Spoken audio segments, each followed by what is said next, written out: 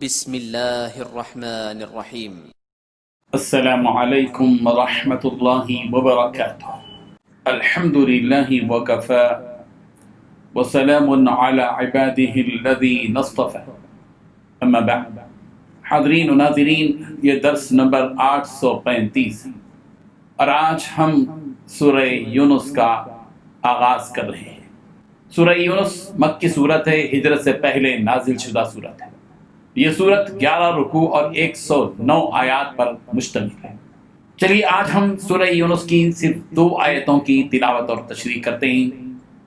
اعوذ باللہ من الشیطان الرجیم، بسم اللہ الرحمن الرحیم۔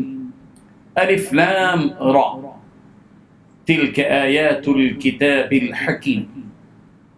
اکان للناس عجبا ان اوحینا الى رجل منهم ان انذر الناس وبشر الذين آمنوا أن لهم قدم صدق عند ربهم قال الكافرون إن هذا لساحر مبين۔ صدق اللہ العظیم۔ لفظی ترجمہ یوں ہے، الف لام را، جس کے معنی اللہ تبارک و تعالی ہی جانتے ہیں۔ یہ حروف مقطعات میں سے ہیں، اور حروف مقطعات جو قرآن مجید میں آئے ہیں، الف لام میم را کاف ہا یا عین صاد یاسین طٰہٰ وغیرہ، ان تمام کے معنی اور مطلب کے سلسلے میں مفسرین نے یہی جملہ کہا، اللہ اعلم بمرادہ من، کہ اس کے مراد اور مطلب سے اللہ تبارک و تعالی ہی بہتر طور پر واقف۔ تل کا یہ آیتیں ہیں، الکتاب کتاب، الحکیم حکیم کی، اکانا کیا ہے، للناسی لوگوں کے لیے، عجباً تعجب کی بات، ان یہ کہ اوحینا ہم نے وحی کی، الی رجل ایک آدمی کی طرف، منہم ان میں سے، ان کے انذر آپ ڈرائیں، الناس لوگوں کو، وبشر اور خوشخبری دیں، الذین ان لوگوں کو جو آمنوا ایمان لائے، اس بات کی کہ ان لہم کہ بے شک ان کے لیے ہے، قدم صدق مرتبہ سچائی کا، عند ربہم ان کے رب کے پاس، قال کہا، الکافرون کافروں نے، ان بے شک ھذا یہ شخص تو، لساحر یقیناً جادوگر ہے، مبین ظاہر۔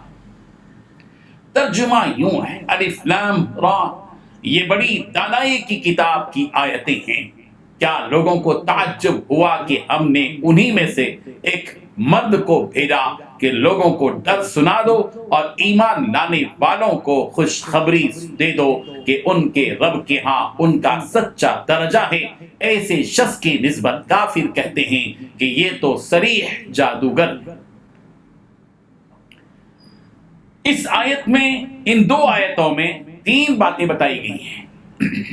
پہلی بات، یہ آیتیں حکمت سے بھری کتاب کی آیتیں ہیں۔ دوسری بات، حضور صلی اللہ علیہ وسلم کی بعثت پر مشرکین کو تعجب کیوں ہے۔ تیسری بات، ایمان والوں کو خوشخبری دے دو کہ ان کے رب کے پاس ان کے لیے سچائی کا مرتبہ ہے، اور ان لوگوں کو جو جرم کے مرتکب ہیں ڈراؤ۔ چوتھی بات، کافروں کا حضور صلی اللہ علیہ وسلم پر الزام کہ آپ کھلے جادوگر ہیں۔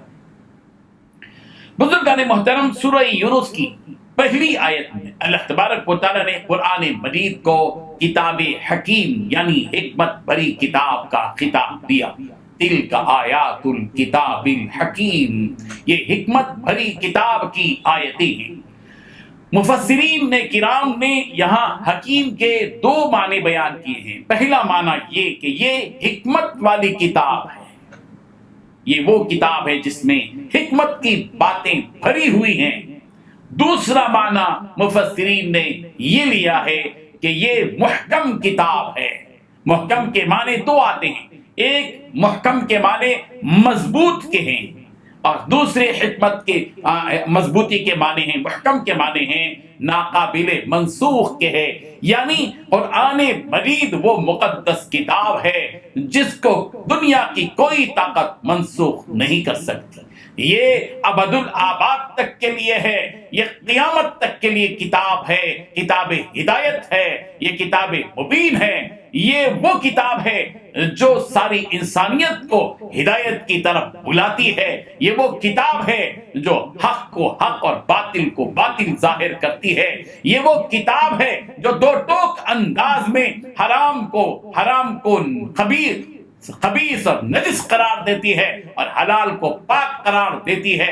یہ وہ کتاب ہے جس میں نیک لوگوں کے تذکرے بھی ہیں، برے لوگوں کے تذکرے بھی ہیں، نیک لوگوں کا حسن انجام بھی ہے اور برے لوگوں کی بد انجامی کے تذکرے بھی ہیں۔ یہ وہ کتاب ہے جس میں گزری ہوئی قوموں کے تذکرے ہیں، یہ وہ کتاب ہے جس میں ان کے انجام کو بیان کیا گیا، ان کی ہلاکت اور بربادی اور تباہی کے تذکرے کیے گئے، یہ وہ کتاب ہے جس میں بہترین مثالیں دی گئیں، یہ وہ کتاب ہے جس میں وہ احکامات بیان کیے گئے جن احکامات سے ایک انسان انسانیت پر مبنی زندگی گزار سکتا ہے، خدا کی بندگی کو سیکھ سکتا ہے۔ یہ وہ مقدس کتاب ہے جس میں حکمت بھری باتیں موجود ہیں۔ دوسری بات سورہ یونس کی دوسری آیت میں یہ بیان کی گئی، اَكَانَ لِلنَّاسِ عَجَبًا أَنْ أَوْحَيْنَا إِلَى رَجُلٍ مِّنْهُمْ أَنْ أَنذِرِ النَّاسَ وَبَشِّرِ الَّذِينَ آمَنُوا أَنَّ لَهُمْ قَدَمَ صِدْقٍ عِنْدَ رَبِّهِمْ۔ کیا لوگوں کو اس بات پر تعجب ہے کہ ہم نے انہی میں سے ایک آدمی کی جانب اس بات کی وحی بھیجی کہ وہ لوگوں کو ایک طرف ڈرائیں، یعنی ان لوگوں کو جو کفر اور شرک میں مبتلا ہیں ان کو دوزخ کے عذاب سے ڈرائیں، اور ان لوگوں کو خوشخبری دیں جو ایمان لے آئے کہ ان کے لیے اپنے رب کے یہاں بڑا مرتبہ ہے، خاص مرتبہ ہے، اونچا درجہ ہے، سچائی کا درجہ ہے۔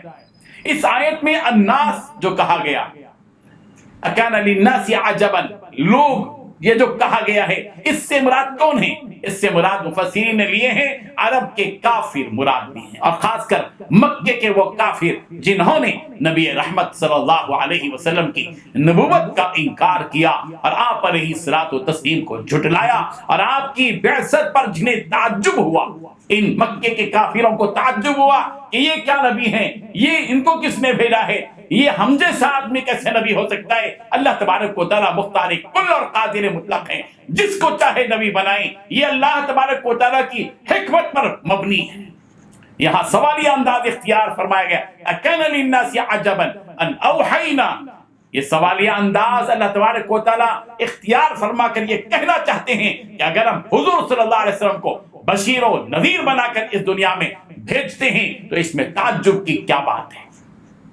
اللہ تبارک و تعالیٰ نے نبی کریم صلی اللہ علیہ وسلم کو بشیر اور نذیر بنا کر بھیجا، اِنَّا أَرْسَلْنَاكَ بِالْحَقِّ بَشِيرًا وَنَذِيرًا، اے پیغمبر ہم نے آپ کو حق کے ساتھ بھیجا اور بشیر بنا کر بھیجا کہ جو لوگ اس دنیا کے اندر نیک کام کرتے ہیں، ایمان والی زندگی بسر کرتے ہیں، توحید کا جام پیتے ہیں، حق کی زندگی بسر کرتے ہیں، ہدایت کی راہ پر چلتے ہیں، جنت کی رخ کی طرف چلتے ہیں، اللہ کی رضامندی چاہتے ہوئے زندگی بسر کرتے ہیں، اس رب کی حقیقی عبادت کرتے ہیں، ان لوگوں کو خوشخبری دیں، جنت کی، رحمت کی، مغفرت کی، رضا الہی کی خوشخبری دیں۔ اور پھر دوسری طرف وہ طبقہ، وہ قوم، وہ گمراہ قوم جو رب ذوالجلال کو بھول کر زندگی گزارتی ہے، اس زمین و آسمان کے خالق اور مالک کے ساتھ شرک کا برتاؤ کرتی ہے اور شرک والی زندگی بسر کرتی ہے، برے اعمال کا رخ کرتی ہے، ہدایت سے نکل کر ضلالت کی طرف جاتی ہے اور جہنم کا رخ کرتی ہے۔ ان لوگوں کو ڈرایا جائے کہ ان کے لیے رب ذوالجلال کی طرف سے پکڑ ہے، عذاب ہے، لعنت ہے، بدانجامی ہے۔ یہ نبی کریم حضرت محمد رسول اللہ صلی اللہ علیہ وسلم کا وصف خاص کہ بشیر ہے آپ، خوشخبری دینے والے، نذیر ہے آپ کے ڈرانے والے۔ اور پھر تیسری بات یہاں یہ کہی گئی کہ مکے کے مشرکین اور کفار نے پیارے پیغمبر صلی اللہ علیہ وسلم کے بارے میں حقیقت سے بالکل دور بات منسوب کر دی۔ وہ کیا کہ سرکار دو عالم صلی اللہ علیہ وسلم کو کہا گیا کہ آپ کھلے جادوگر ہیں، ہر نبی کے پر الزام لگائے گئے، مختلف باتیں کہی گئی نبیوں کے خلاف۔ حضور اکرم صلی اللہ علیہ وسلم کو کبھی جادوگر کہا گیا، کبھی جھوٹا کہا گیا، کبھی کچھ کہا گیا، کبھی شاعر کہا گیا، اور کبھی جو ہے جادوگر کہا گیا۔ آپ علیہ الصلوۃ والتسلیم کے خلاف مختلف باتیں منسوب کی گئی۔ اللہ تبارک و تعالیٰ نے اس کا تذکرہ کیا کہ قال الکافرون، کافر لوگ کہتے ہیں ان ھذا لساحر مبین، کہ یہ محمد عربی کھلے جادوگر ہیں۔ یہ الزام سرکار کی طرف لگایا گیا، حالانکہ سحر سے، جادو سے نبی کا برابر بھی کوئی تعلق نہیں۔ نبی کا تعلق معجزے سے ہے، نبی کا تعلق رسالت سے ہے، نبی کا تعلق نبوت سے ہے، نبی کا تعلق رب ذوالجلال سے ہے، نبی کا تعلق اس زمین اور آسمان کے خالق اور مالک سے ہے جس نے ان کو نبی بنا کر بھیجا ہے۔ اس لیے جو منسوب کرتے ہیں یہ کافر لوگ کہ یہ جادوگر ہے، کھلی جادو، اللہ تبارک و تعالیٰ نے نفی کر دی۔